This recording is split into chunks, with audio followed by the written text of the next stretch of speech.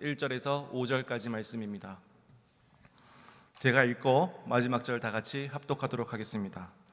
레위 증손 고핫의 손자 이스할의 아들 고라와 르우벤 자손 엘리압의 아들 다단과 아비람과 벨렛의 아들 온이 당을 짓고 이스라엘 자손 총회에서 택함을 받은 자 곧 회중 가운데서 이름 있는 지휘관 250명과 함께 일어나서 모세를 거스르리니라. 그들이 모여서 모세와 아론을 거슬러 그들에게 이르시되 너희가 분수에 지나도다. 회중이 다 각각 거룩하고 여호와께서도 그들 중에 계시거늘 너희가 어찌하여 여호와의 총회 위에 스스로 높이느냐. 모세가 듣고 엎드렸다가 마지막 절 다 같이 읽겠습니다. 고라와 그의 모든 무리에게 말하여 이르되 아침에 여호와께서 자기에게 속한 자가 누구인지 거룩한 자가 누구인지 보이시고 그 사람을 자기에게 가까이 나오게 하시되 곧 그가 택하신 자를 자기에게 가까이 나오게 하시리니. 아멘. 할렐루야. 오늘 이 시간 모세가 듣고 엎드렸다가 라는 제목으로 말씀을 전하도록 하겠습니다. 오늘 본문은 고라당의 반역 사건, 성경 최초의 집단 반역 사건을 그리고 있습니다. 오늘 본문은 이 민수기 16장 1절에서 5절까지지만 이 민수기 16장 전체를 다루며 말씀을 전하도록 하겠습니다. 민수기 16장은 50절까지 있습니다. 굉장히 깁니다. 내용을 보면 이 고라 일당이 당을 지어서 반역했다. 그리고 땅이 갈라져서 다 죽게 되었다. 한 절 아니면 두 절이면 끝날, 어떻게 보면 간단한 사건인데 굉장히 길게 썼습니다. 50절이나 되게 굉장히 길게 기록되어졌습니다. 무슨 뜻이죠? 주목하라는 것입니다. 메시지가 있다라는 것입니다. 성경이 많은 분량을 할애했다라는 것은 그냥 간단히 넘어갈 것이 아니라 분명히 우리가 주목해야 된다는 것입니다. 그래서 이게 무슨 일이냐? 이 고라당의 반역 사건, 이 사건은 그냥 한번 일어나는 일이 아니라 우리 주변에 혹은 우리 삶 가운데서 계속해서 일어날 수 있는 그런 일이다라는 것입니다. 그래서 충성과 반역은 종이 한 장 차이다. 그러므로 이 사건을 통해서 이 사건을 바라보면서 그냥 넘어갈 것이 아니라 이것을 통하여 우리 자신도 또 우리 공동체도 이럴 수 있구나 이렇게 깨닫고 메시지를 얻고 또 우리가 충성스러운 자리로 나아가는 계기로 삼으라, 이런 뜻을 가지고 있습니다. 오늘 이 반역을 일으켰던 이 고라를 보니까 레위의 증손자이며 모세와 아론과는 사촌지간입니다. 그런데 이 고라가 이 이스라엘 모세 그리고 아론을 향하여 반역을 일으킵니다. 고라가 르우벤 자손인 다단과 아비람과 온과 당을 짓고 그리고 이름 있었던 그 당시 지도자들 250명을 규합해서 반역을 일으킵니다. 그런데 하나님께서는 이 반역을 굉장히 악하게 보셨습니다. 단순히 모세와 아론을 향하여 반역을 일으킨 것을 넘어서 하나님에게 반역을 일으킨 것, 이렇게 하나님은 보시고 그리고 모든 회중이 보는 가운데서 땅을 갈라서 그 반역을 일으켰던 자들을 모두 삼켜버리시고 또 여호와께로부터 불이 나와서 그 반역을 주동했던 250명의 지도자들을 불살라버리고 또 그들과 함께했던 그리고 회개하지 않았던 14,700명도 연병으로 다 죽게 됩니다. 이런 일을 목격한 이 이스라엘 백성들은 굉장한 큰 충격에 빠지게 됩니다.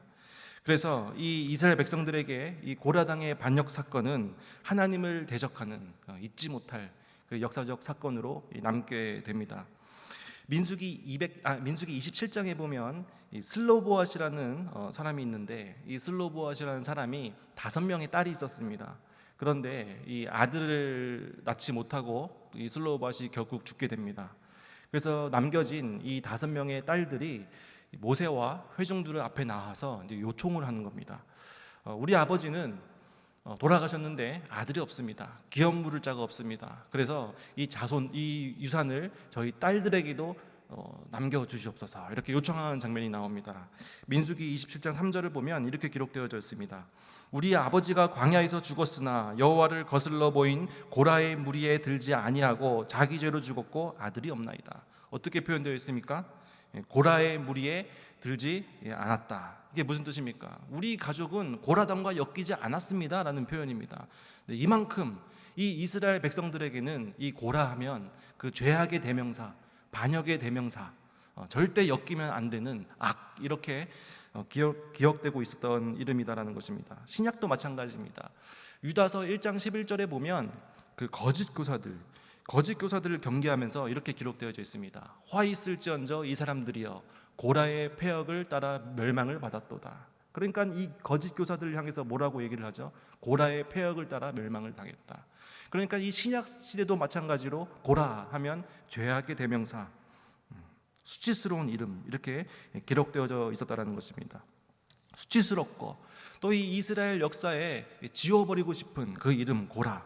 이 고라당의 사건, 반역 사건을 보면서 이 사건은 그냥 단순한 사건이 아니라 언제든지 우리 삶 가운데, 우리 공동체 가운데 일어날 수 있는 일이고, 또 이 사건을 우리는 반대로 기억하면서 반면 교사로 삼아야 된다는 것입니다. 그래서 오늘 본문을 통해서 이 고라가 크게 잘못한 세 가지가 있습니다.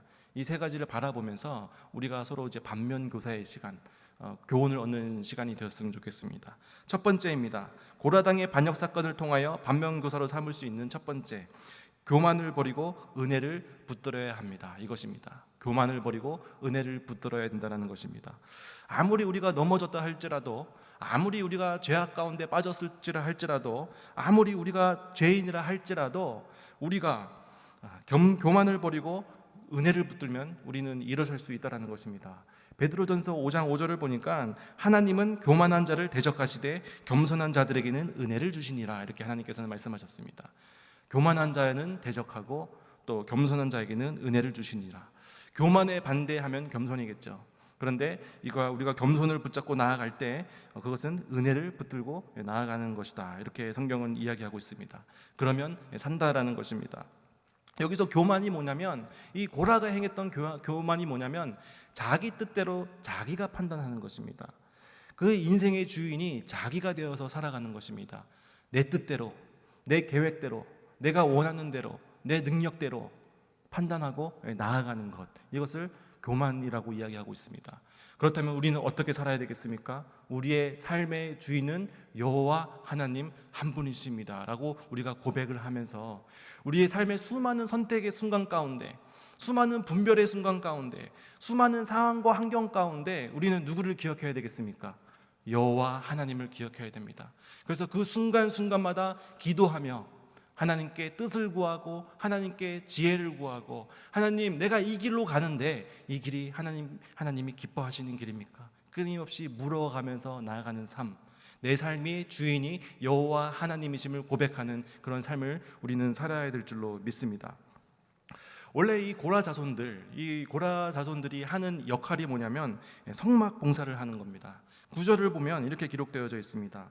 이스라엘 하나님이 이스라엘 회중에서 너희를 구별하여 자기에게 가까이 하게 하사 여호와의 성막에서 봉사하게 하시며 회중 앞에서 서서 그들을 대신하여 섬기게 하심이 너희에게 작은 일이겠느냐. 굉장히 중요한 일입니다. 성막을 봉사하는 것. 하나님께서 구별하셨고 하나님께서 가까이 하셨고, 그래서 성막을 봉사하면서 그 예배를 이끌고 또 예배 가운데 중요한 역할을 감당하고 그 성막을 또 옮기고, 굉장히 중요한 역할입니다. 누군가는 꼭 해야 할 일입니다. 이 일이 제대로 되지 않으면 예배가 진행되지 않습니다. 너무나도 중요한 일인데 이 고라는 이 일을 하찮게 여겼다라고 성경은 기록하고 있습니다.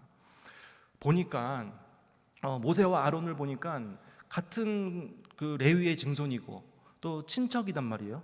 그러니까 자기 동급인데 모세와 아론은 사람들에게 굉장히 칭송받고 백성들을 이끌고 백성들에게 칭찬을 받고 또 멋지게 리더십을 발휘하는데, 자기 자신은 저 뒤에서 성막에서 봉사하는 이 자신을 보면서 어떻게 여겼다고 성경은 기록하고 있습니까?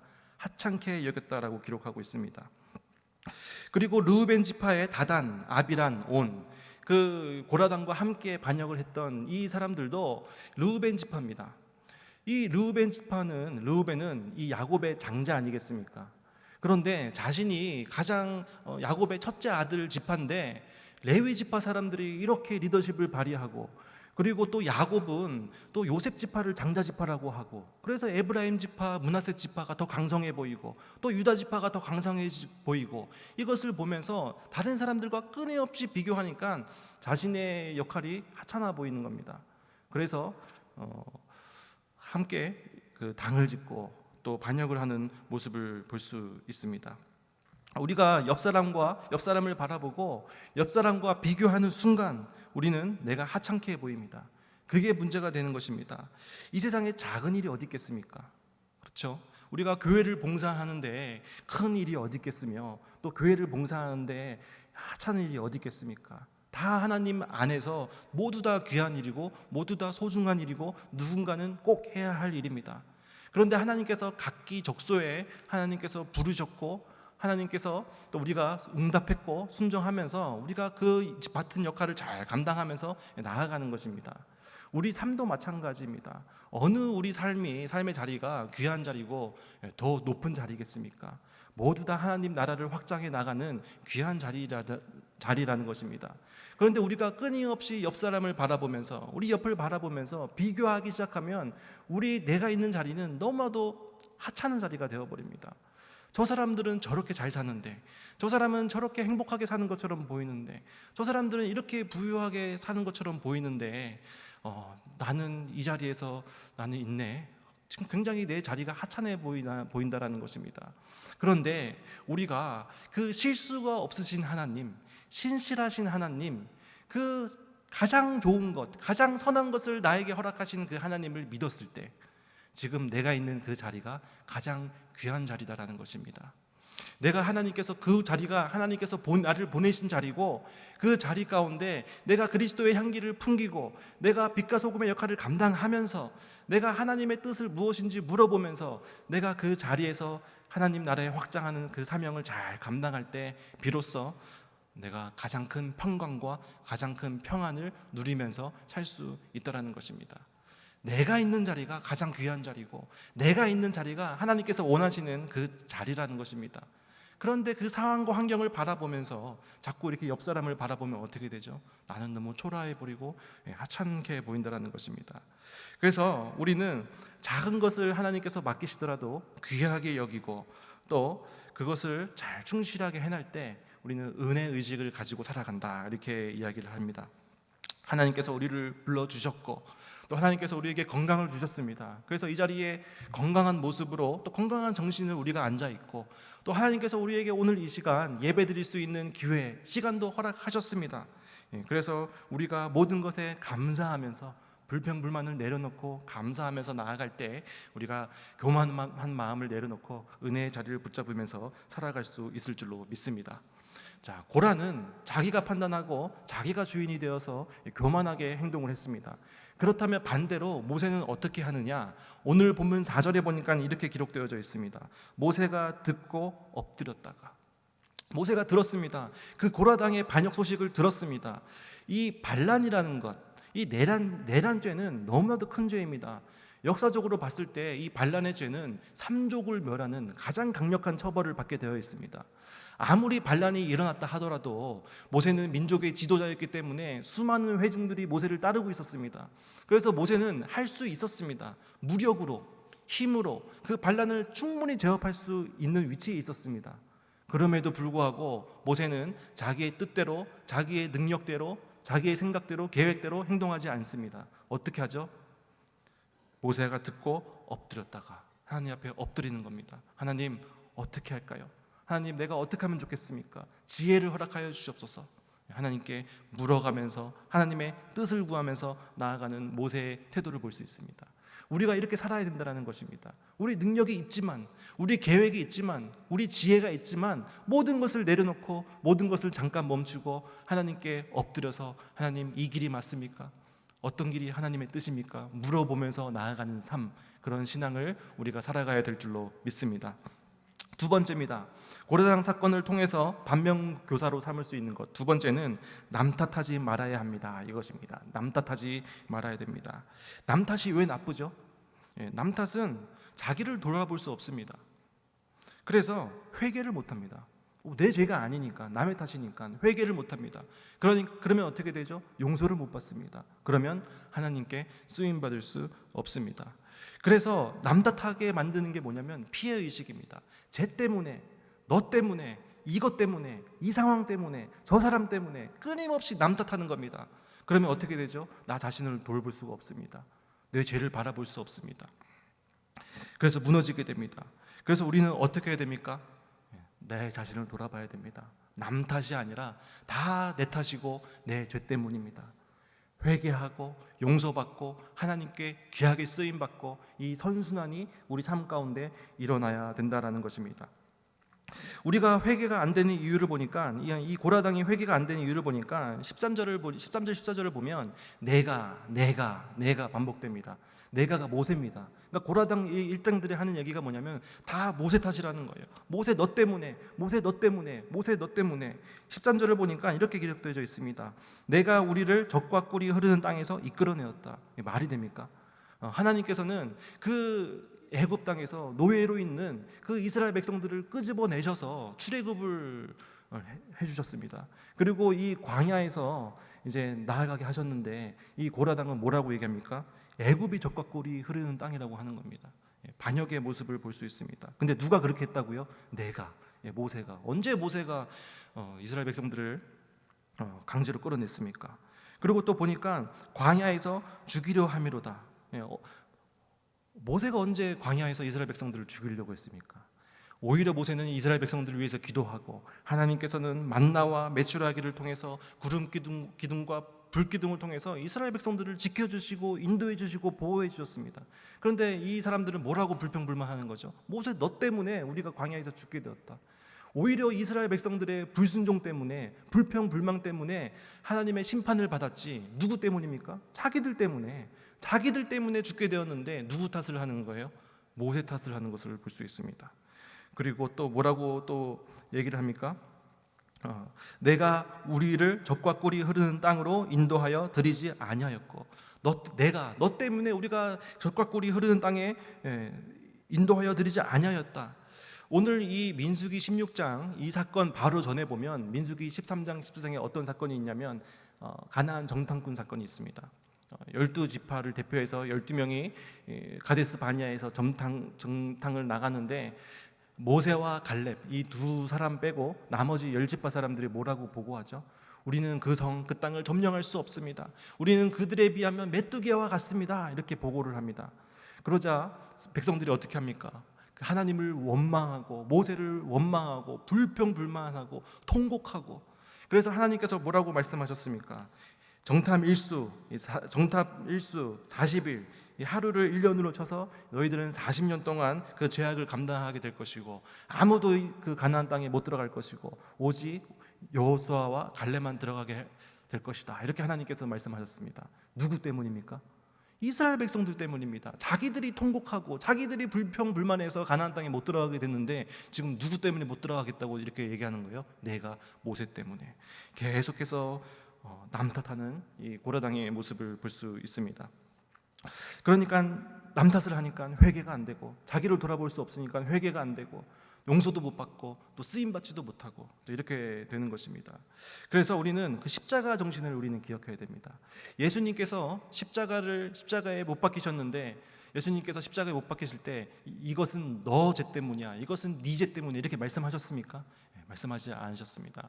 하나님께서는 모든 죄를 지시고, 예수님께서는 모든 죄를 지시고 십자가에 친히 못 박히고 피 흘리시고 죽으셨습니다. 누구 죄 때문입니까? 내 죄 때문이에요. 내 죄 때문에. 하나님의 아들이 내 죄 때문에 십자가에 못 박혀 죽으셨다라는 것입니다. 그래서 우리는 고백하는 겁니다. 나의 죄 때문에, 나의 죄 때문에. 모세는 이러한 상황 가운데서도 계속 기도합니다. 하나님께서 이스라엘 백성들을 향하여 심판을 하시려고 하자 22절에서 보니까 이렇게 모세는 행동을 합니다. 그 두 사람이 엎드려 이르되, 하나님이여, 모든 육체의 생명의 하나님이여, 한 사람이 범죄하였거늘 온 회중에게 진노하시나이까. 한 사람, 고라가 범죄하였는데 어떻게 하나님께서는 온 회중에게 진노하십니까? 우리 이스라엘 백성들 살려주시옵소서 이렇게 살리는 기도를 하는 모습을 볼 수 있습니다. 우리도 이렇게 되어야 된다는 것입니다. 우리가 우리의 죄를 고백하고 우리가 회개하고 하나님께 용서받고 우리가 구원받고 그 다음에 우리는 살리는 사명을 감당해야 될 줄로 믿습니다. 내가 죄인입니다 고백하고 살리는 사명, 우리 가족을 위해서 기도하고 우리 가족을 살리고 또 우리의 직장과 또 우리의 사업터를 우리의 공동체를 위해서 기도하고 우리 공동체를 살리고 교회를 위해서 기도하고 교회를 살리고 나라와 민족을 위해서 기도하고 나라와 민족을 살리는 이 사명을 우리는 기억해야 될 줄로 살아가야 될 줄로 믿습니다. 그래서 빛이 있으면 어둠이 있으면 빛이 있으면 그 어둠이 드러나기 마련입니다. 그래서 이렇게 자기의 죄를 고백하고 회개하고 하나님께 쓰임받는 사람에게는 하나님께서 어떤 은혜를 주시느냐, 자신의 죄를 깨닫게 하시는 은혜를 주십니다. 매 예배 가운데 뭐가 드러납니까? 내 죄가 드러납니다. 매 예배마다 내 죄가 들어가고 내 죄를 고백하게 되고 내 죄를 회개하게 되고 돌이키게 되고 용서받게 되고 쓰임받게 되고 살리게 되는 이런 선순환이 우리 신앙 가운데 일어나게 된다는 것입니다. 그래서 우리가 매 예배를 통해서 나는 내 죄를 바라보면서 나는 죄인입니다, 죄를 고백하고 회개하고 돌이키는, 남 탓하지 않고 내 탓하면서 돌이키는 저희들 되었으면 좋겠습니다. 마지막 세 번째입니다. 고라당 사건을 통해 반면교사 삼을 수 있는 것. 세 번째는 회개할 기회를 미루지 않아야 합니다. 이것입니다. 회개할 기회를 미루지 않아야 합니다. 이 민수기 16장이 굉장히 길게 기록되어져 있습니다. 50장. 근데 이제 이 중반부 이후부터 이제 똑같은 레파토리가 이제 반복됩니다. 어떤 레파토리냐면 하나님께서 너희는 이 회중에게서 떠나라, 그 심판을 경고하십니다. 그런데 이 심판의 메시지를 듣고 즉각 순종하고 즉각 회개한 사람들은 다 살아납니다. 그런데 그 하나님의 메시지에, 떠나라는 메시지에 순종하지 않은 모든 고라당의 자손들은 다 땅이 갈라져서 죽게 됩니다. 그리고 또 24절에서 하나님께서 회중에게 명령하여 이르시기를 너희는 떠나라, 또 이렇게 말씀을 하십니다. 또 그때 그 하나님의 말씀에 즉각적으로 순종했던 사람들은 다 살았습니다. 그런데 순종하지 않았던 250명은 불살라 죽게 됩니다. 그리고 또 45절에서 너희는 이 회중에게서 떠나라, 하나님께서 그 심판의 메시지를 딱 듣고 그 메시지를 듣고 진짜 회개하고 떠났던 사람들은 다 살았습니다. 그런데 그 메시지를 듣지 않았던 사람들은 다 죽게 되었습니다. 그러니까 하나님은 어떤 분이십니까? 단 한 번에 그냥 이 고라당들, 이 반역의 그 죄악들을 한 번에 심판하실 수 있는 분이십니다. 근데 그럼에도 불구하고 하나님은 세 차례에 걸쳐서 심판을 하시거든요. 왜 이렇게 하셨을까요? 회개의 기회를 주시는 것입니다. 회개의 기회. 빨리 돌이키라고. 더 이상 이 죄악 가운데 있지 말고 이 죄를 끊어버리고 빨리 돌이키라고 하나님께서는 이 세 번의 기회를 주시는데, 그 하나님의 말씀을 듣고 즉각적으로 순종하고 회개했던 사람들은 다 살았지만 그렇지 못했던 사람들은 다 죽었다라는 것입니다. 그래서 우리는 즉각 회개해야 됩니다. 미루지 않고 즉각 회개하고 즉각 순종해야 됩니다. 우리 삶 가운데 하나님께서 우리에게 어떤 명령을 딱 주셨을 때 그것을 듣고 막 머뭇거리고 고민하는 것이 아니라 즉각 순종해야 될 줄로 믿습니다. 마태복음 25장에 보면 그 달란트 비유가 나옵니다. 한 주인이 이제 타국으로 떠날 때 세 명의 종에게 달란트를 각각 맡깁니다. 5달란트씩, 2달란트씩, 이제 1달란트씩. 그래서 이제 결국은 5달란트 가진 사람은 장사를 해서 5달란트를 더 벌었고, 2달란트 가진 사람도 똑같이 장사해서 2달란트 벌었고, 근데 1달란트 가진 사람은 어떻게 했죠? 땅에 묻어뒀어요. 그래서 이 주인이 돌아와서 1달란트 땅에 묻어둔 종에게는 책망을 하고, 그리고 5달란트를 가진 또 불린 종에게는 칭찬을 하죠. 근데 저는 이 부분에서 어떤 말씀이 좀 와닿았냐면 16절에 보면 이렇게 기록되어 있습니다. 5달란트 받은 자는 바로 가서 그것으로 장사하여 또 5달란트를 남기고, 자신의 달란트를 잘 활용한 것 중요하고 좋은데 저는 어떤 그 단어가 딱 떠오르냐면 바로 가서 즉각 순종했다라는 것입니다. 5달란트를 받고 고민하고 또 막 하는 게 아니라 즉각 순종하는 모습을 볼 수 있습니다. 또 이 창세기 22장에 보면 하나님께서 이 아브라함에게 이제 명령을 하십니다. 그 자식 이삭을 바치라고 명령을 하십니다. 이런 말이 있습니다. 허락보다 용서가 쉽다. 들어보셨나요? 허락보다 용서가 쉽다. 예를 한번 들어보겠습니다. 제가 아닙니다. 또 어디 가셔서 조혜생 목사가 철없는 행동했다 이렇게 얘기하시면 안 됩니다. 제 얘기가 아니고 예를 들면 한 20만 원짜리 고가죠. 고가의 물건을 제가 너무 예를 들면 사고 싶은 거예요. 그러면 제가 아내한테 가서 여보 나 이거 20만 원짜리 좀 비싼데 나 이거 사고 싶어. 나 이거 사주면 안 돼? 허락을 구하면 어떻게 됩니까?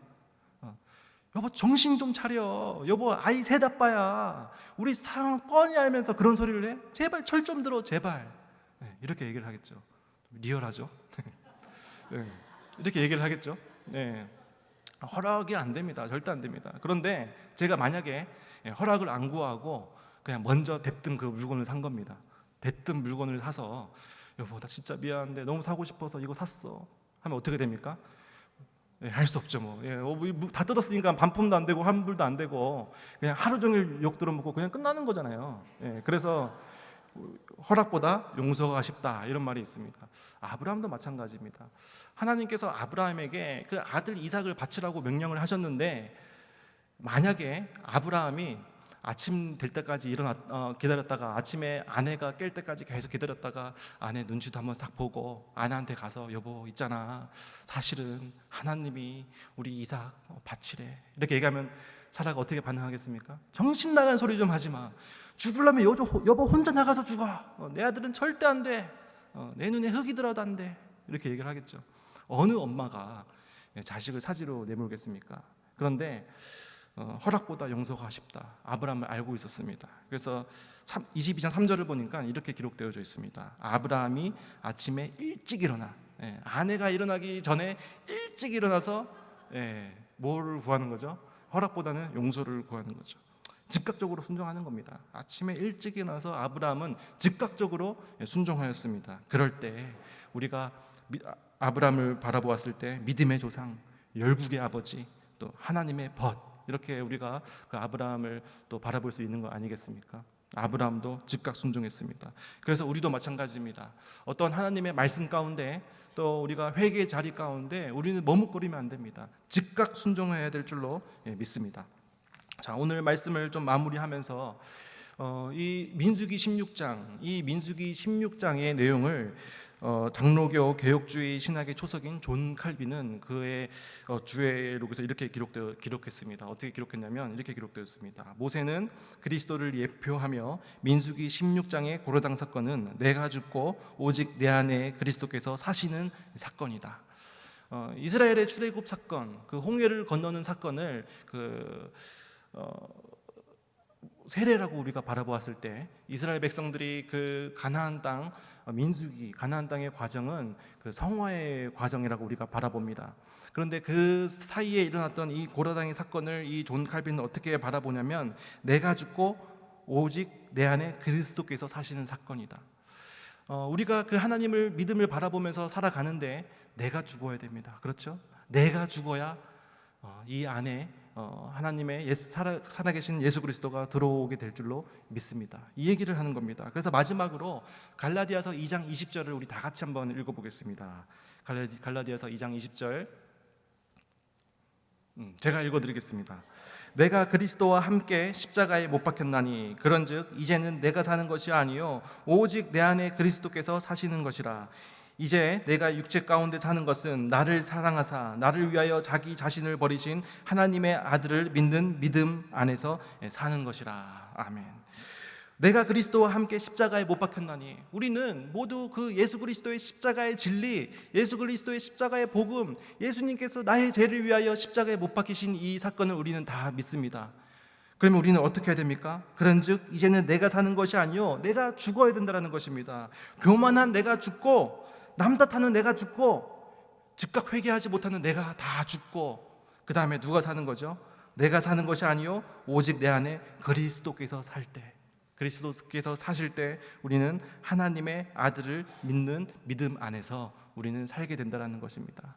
그래서 오늘 이 말씀을 통하여 여러분들 교만한 내가 죽고 또 남 탓하는 내가 죽고 또 회개를 머뭇거리는 내가 죽는 그런 역사가 우리 삶 가운데 일어나기를 원합니다. 기도하겠습니다. 사랑과 은혜가 많으신 하나님 아버지, 저희들 다른 사람과 비교하며 스스로의 자리를 작게 여기고 내가 인정받지 못하고 억울해하며 때론 남을 향해 비판하며 불만을 쏟아낸 적이 있었음을 고백합니다. 하나님, 우리에게 맡겨주신 이 자리, 이 직분, 이 사명이 사람의 눈에는 작아 보일지라도 하나님의 계획 안에서는 꼭 필요한 것임을 믿습니다. 우리가 사람을 바라보며 마음이 흔들리는 것이 아니라 하나님이 주신 자리에 감사하며 충성하게 하여 주시옵소서. 사람 앞에 서기보다 하나님 앞에 엎드릴 줄 아는 사람이 되게 하여 주시고, 기도로 반응하며 주님의 판단에 모든 것을 맡길 수 있는 믿음을 허락하여 주시옵소서. 비교, 시기, 불만의 영이 틈타지 않게 하시고, 모든 저희들이 하나님이 정하신 질서와 사명을 존중하며 한 마음으로 하나님 나라를 세워가는 건강 공동체를 만들어 나가는 저희들 될 수 있도록 은혜를 베풀어 주시옵소서. 이 모든 말씀 예수님의 이름으로 기도드립니다. 아멘.